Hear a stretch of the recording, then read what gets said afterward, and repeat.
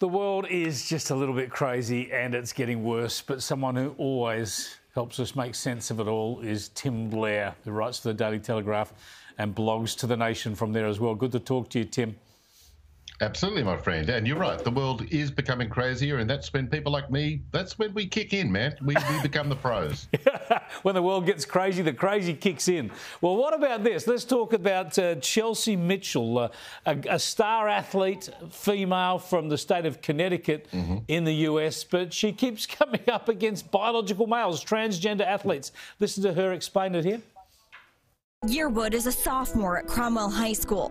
Born a boy, she's now transitioning and runs track and field on the girls' team. I raced against biological males all 4 years of high school. Kind of started out on, losing a medal or losing the opportunity to advance to the next level of competition. But by my junior year, I was losing state championships. I lost.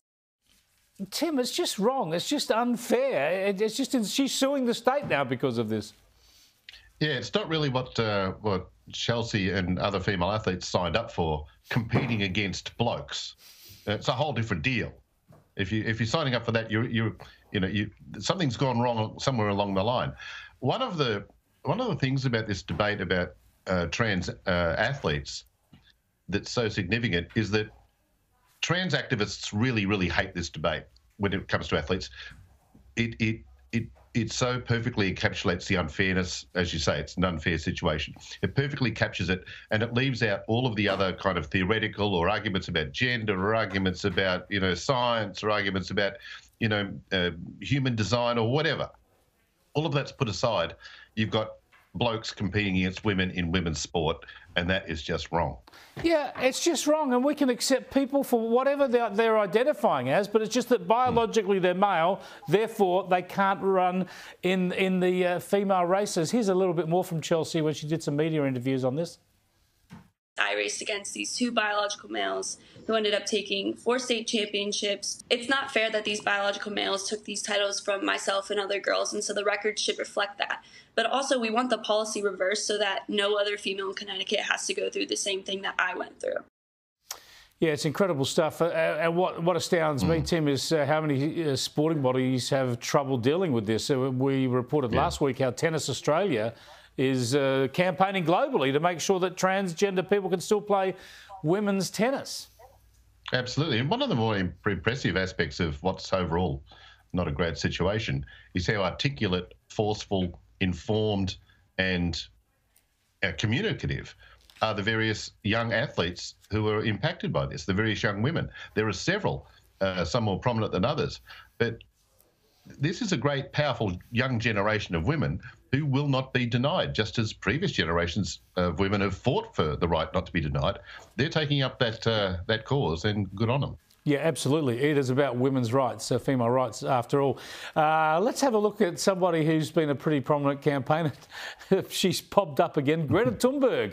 We're celebrating the fact she finished school the other day. She's turned 20, finished school, but she's been arrested again, protesting, claiming that we're all about to die, the climate crisis and whatever. I mean, I just get sick of these sort of staged protests, Tim. It's just, turn the page. And so she's finished school. She's graduated somehow without going to it, which is, I want to re-enroll. I'll finally get my HSC if that's the standard that they have in Malmo, Sweden. So she's cruising by, and every time she wants to get attention, get this, Chris. When she wants attention, she does nothing. She just sits down. This is incredible. Like, she's got such a great deal here. Her publicist has the easiest job on earth. Like, Greta, we've got to get you in the headlines again. Oh, I'll just go over here and sit down and do nothing. Great idea, girl. You go, girlfriend. Yeah, that's great. Cops show up. It's all, on the news. Yeah, in the old days, it would be a hassle having to organise the photographer, but now, thankfully, everybody's got an iPhone, so they got that covered.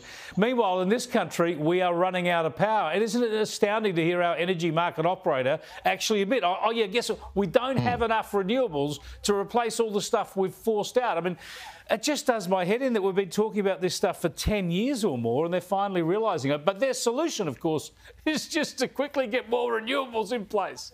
Yeah. Yeah, I kind of think maybe some investigative type, possibly a journalist at the ABC, if there's any of them left, if they want to dig through the archives, they might find a few stories, maybe from News Corporation reporters, pointing out that once you knock all the coal facilities out, there might be just a problem getting power to houses at an affordable rate. Just a wild guess there, something for them to chase up. Yeah, it might be worth a Four Corners special. I see Lee Sales, the ABC, the former host, who still works for the ABC, I think. She's backing the ABC's restructuring. They don't need a political editor in Canberra because they're getting more people on TikTok. I'm right behind the Sales push here for getting rid of staff at the ABC. I'll just leave it at that. Good for her. Good for her. Thanks for joining us, Tim. Appreciate your time again.